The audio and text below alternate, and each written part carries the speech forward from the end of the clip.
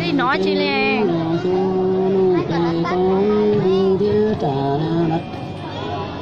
Đây từ hai cái kia này.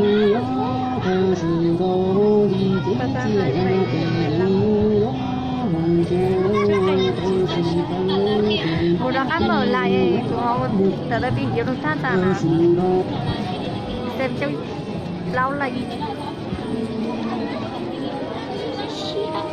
Dạ rồi, hết kèm rồi.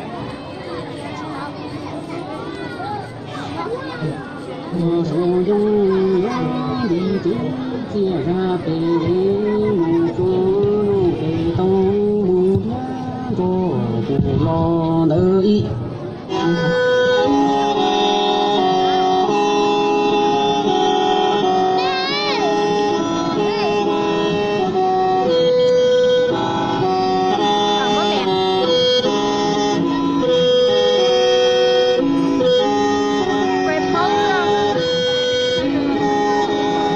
Chúng ta hãy dừng dòng tay thật lớn thì lúc đấy là mic bị trục chặt cho nên là khẽ không ra tiếng. Vâng, bây giờ khẽ đã có tiếng và cho dòng tay thật lớn cổ vũ cho thí sinh số 1.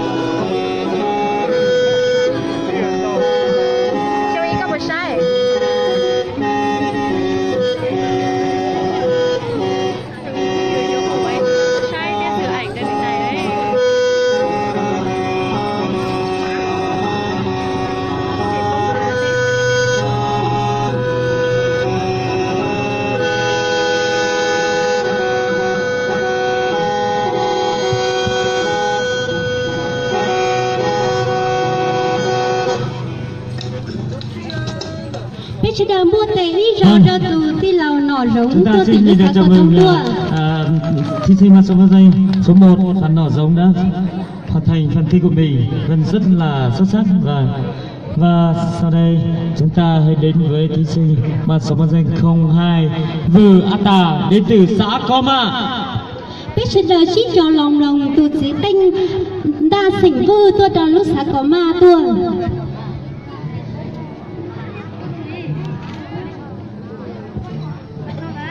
Chúng ta trong tràng pháo tay thật lớn để cổ vũ cho thí sinh mang số báo danh 02